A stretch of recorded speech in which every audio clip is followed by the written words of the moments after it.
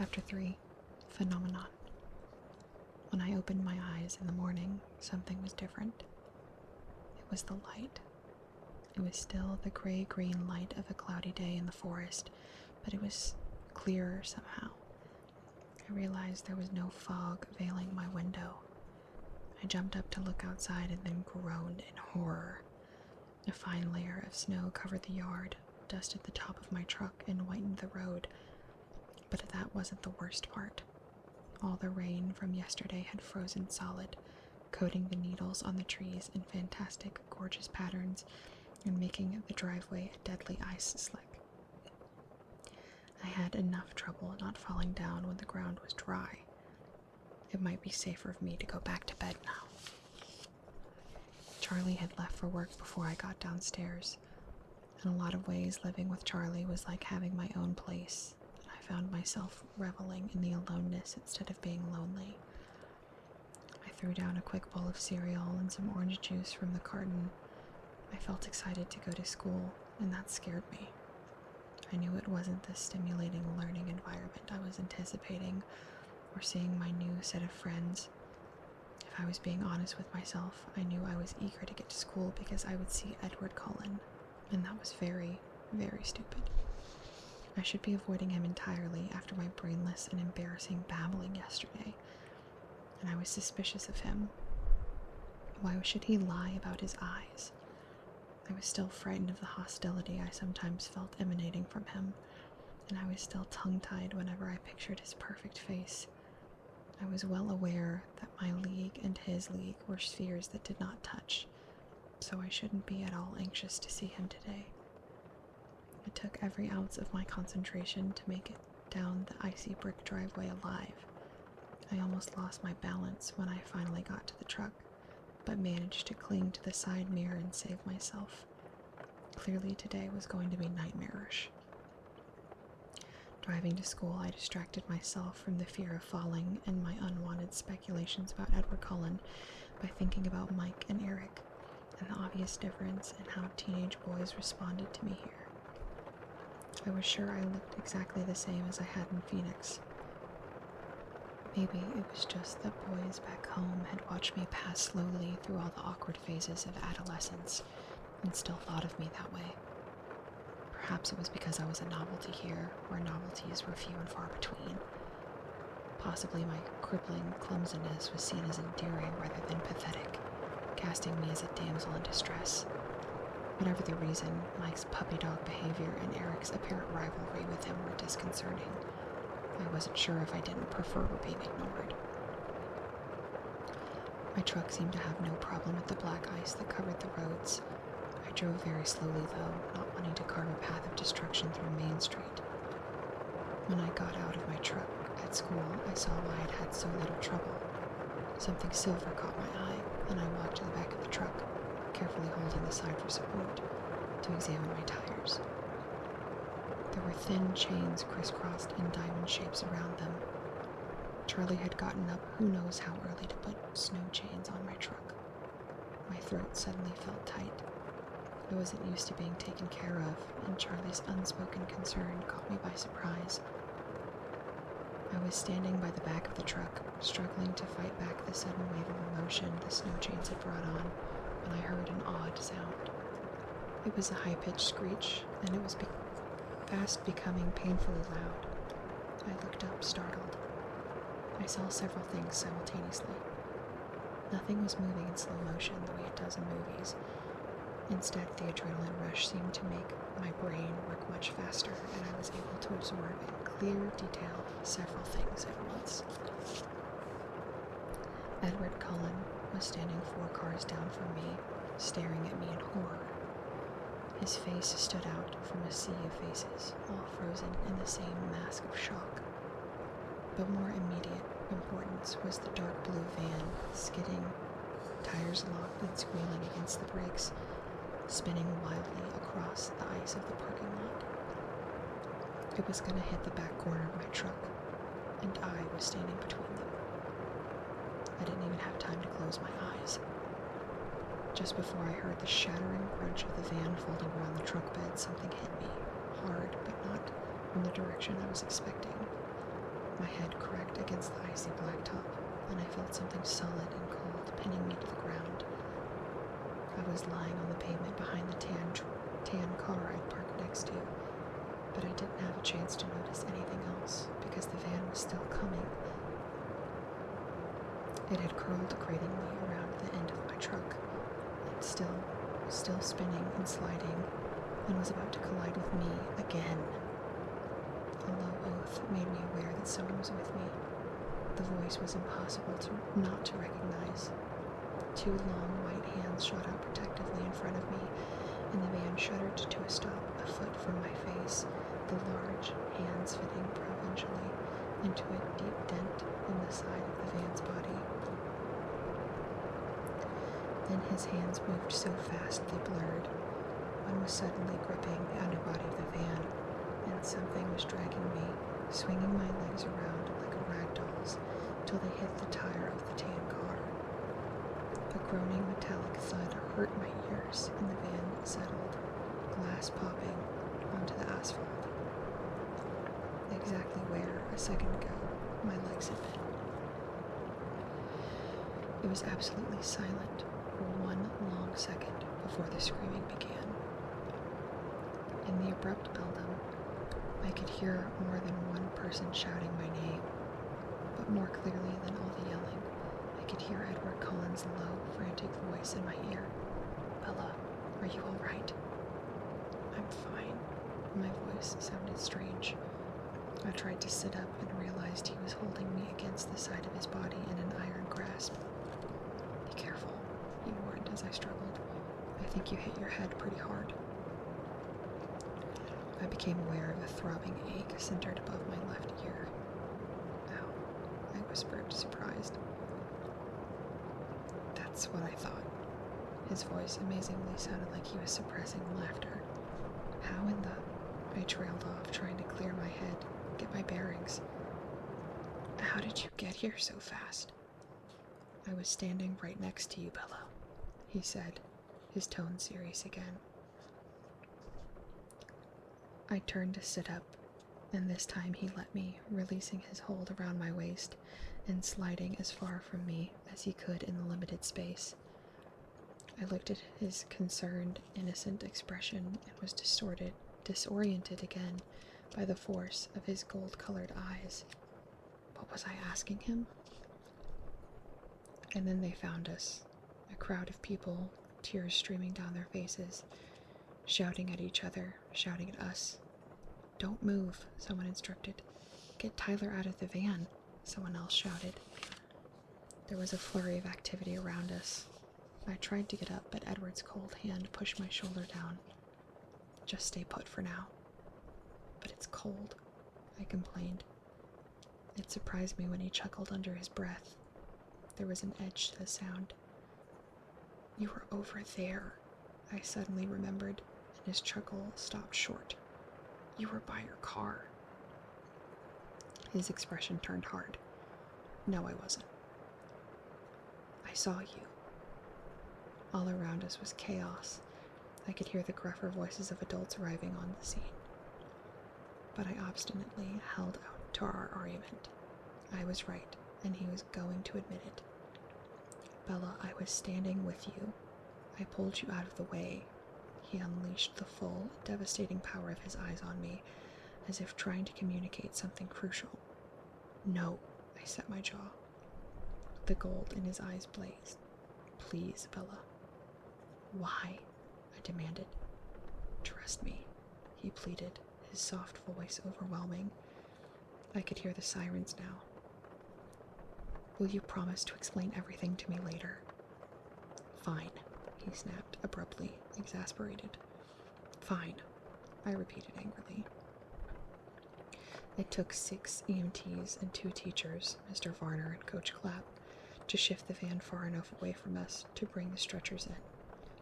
Edward vehemently refused his, and I tried to do the same, but the traitor told them that I'd hit my head and probably had a concussion. I almost died of humiliation when they put the neck brace.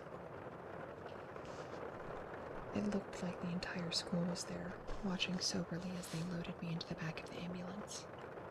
Edward got to ride in the front. was maddening.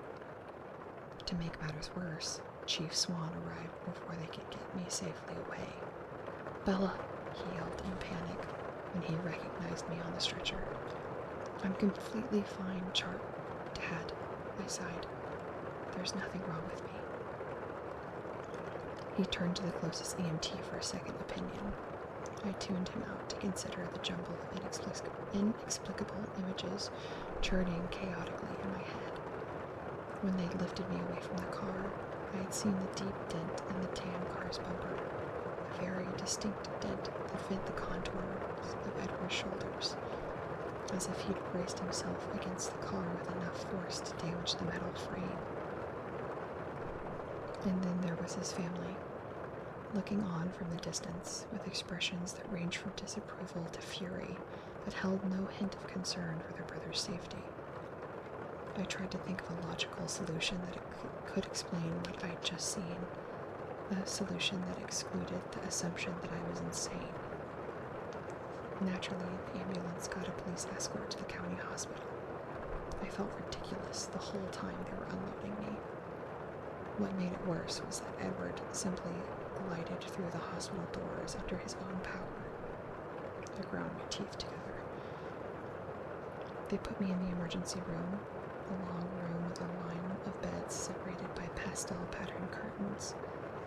A nurse put a pressure cuff on my arm and a thermometer under my tongue. Since no one bothered pulling the curtain around to give me some privacy, I decided I wasn't obligated to wear this stupid-looking neck brace anymore. When the nurse walked away, I quickly unfastened the Velcro and threw it under the bed. There was another flurry of hospital personnel, another stretcher brought to the bed next to me. I recognized Tyler Crowley from my government class beneath the blood-stained bandages wrapped tightly around his head. Tyler looked 100 times worse than I felt, but he was staring anxiously at me. "Bella, I'm so sorry."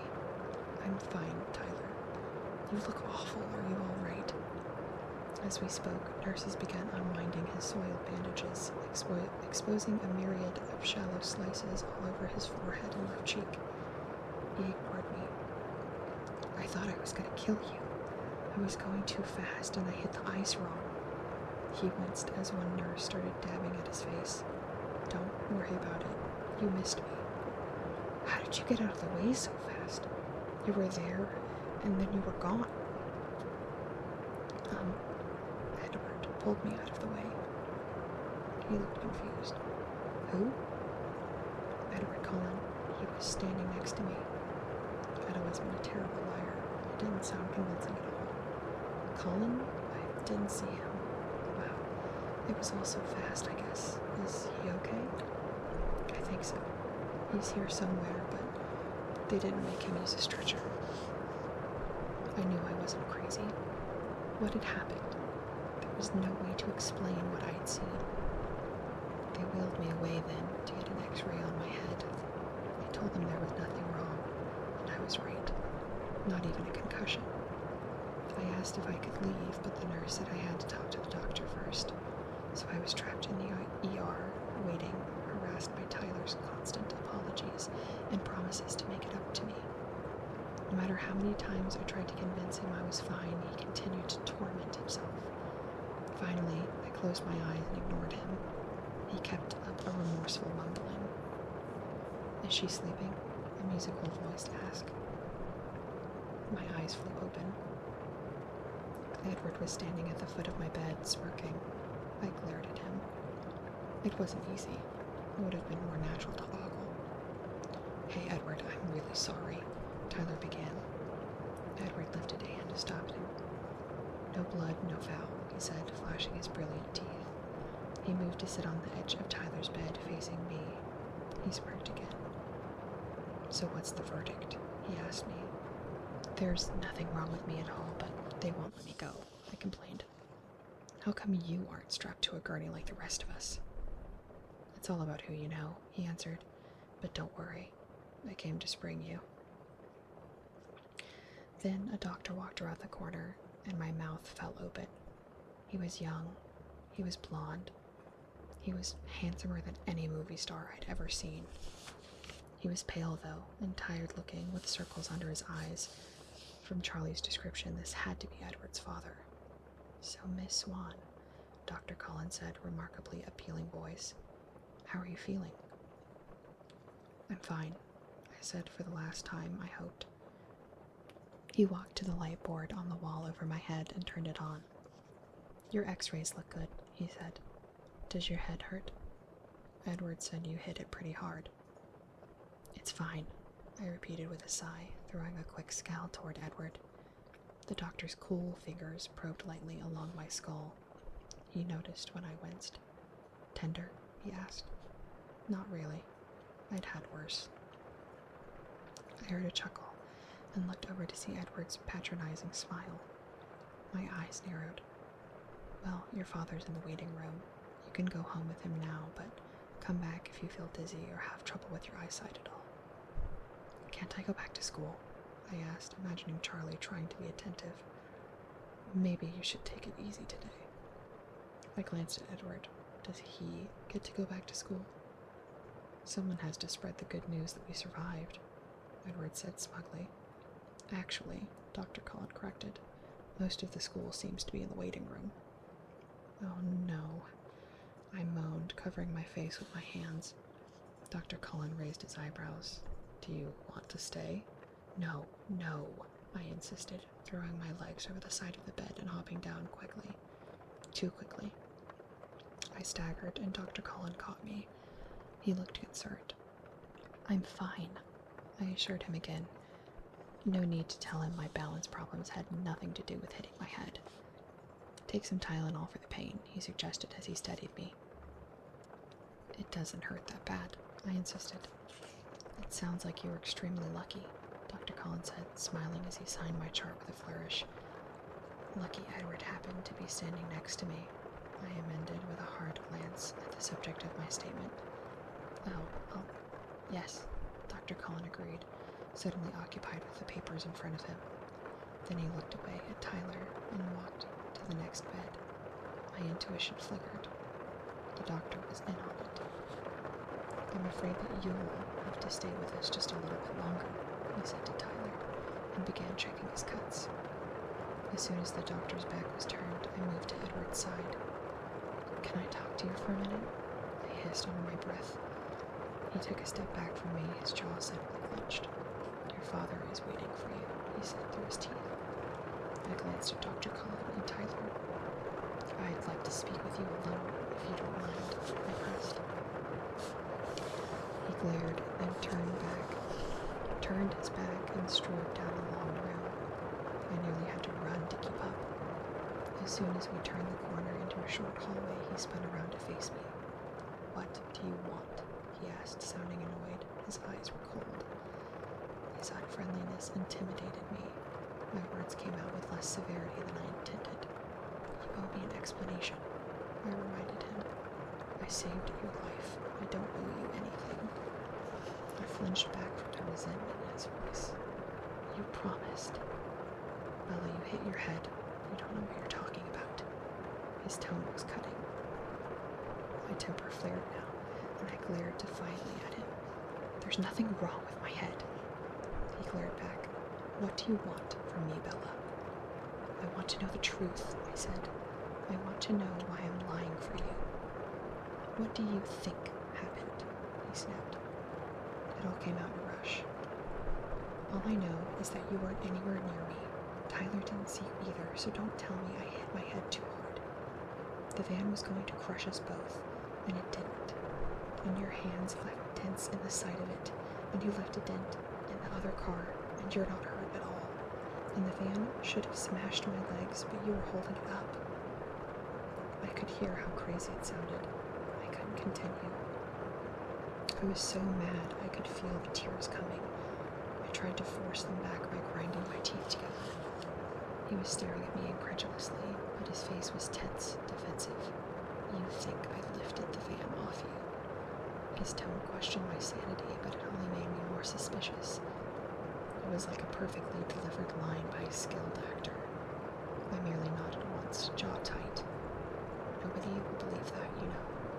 His voice had held an edge of derision now. I'm not going to tell anybody, I said, each word slowly, carefully controlling my anger. Surprise flitted across his face. Then why does it matter? It matters to me, I insisted. I don't like to lie, so there better be a good reason why I'm doing it. Can't you just thank me and get over it? Thank you, I waited, fuming and expectant. You're not going to let it go, are you? No. In that case, I hope you enjoy disappointment. We scowled at each other in silence. I was the first to speak, trying to keep myself focused. I was in danger of being distracted by his livid, glorious face. It was like trying to stare down a destroying angel. Why did you even bother? I asked frigidly. He paused, and for a brief moment his stunning face was unexpectedly vulnerable. I don't know, he whispered, and then he turned his back on me and walked away. I was so angry it took me a few minutes until I could move.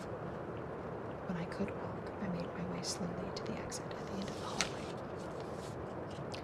The waiting room was more unpleasant than I'd feared. It seemed like every face I knew when Fox was there staring at me. Charlie rushed to my side. I put up my hands. There's nothing wrong with me, I assured him suddenly. I was still aggravated, not in the mood for chit-chat. What did the doctor say? Dr. Cullen saw me. He said I was fine and I could go home. I sighed. Mike and Jessica and Eric were all there, beginning to converge on us. Let's go, I urged. Charlie put one arm behind my back, not quite touching me, and led me to the glass doors at the exit. I waved sheepishly at my friends, hoping to convey that they didn't need to worry anymore. It was a huge relief, the first time I'd ever felt that way, to get to the cruiser. We drove in silence. I was so wrapped up in my thoughts that I barely knew Charlie was there. I was positive that Edward's defensive behavior in the hall was confirmation of all the bizarre things I still could hardly believe I witnessed. When we got to the house, Charlie finally spoke. You need to call Renee. He hung his head, guilty. I was appalled. You told Mom? Sorry. I slammed the cruiser's door a little harder than necessary on my way out. My mom was in hysterics, of course. I had to tell her I felt fine at least 30 times before she would calm down. She begged me to come home, forgetting the fact that home was empty at the moment, but her pleas were easier to resist than I would have thought. I was consumed by the mystery Edward presented, and more than a little obsessed by Edward himself. Stupid, stupid, stupid. I wasn't as eager to escape Forks as I should be, as any normal, sane person would be. I decided I might as well go to bed early that night. Charlie continued to watch me anxiously, and it was getting on my nerves. I stopped on my way to grab 3 Tylenol from the bathroom.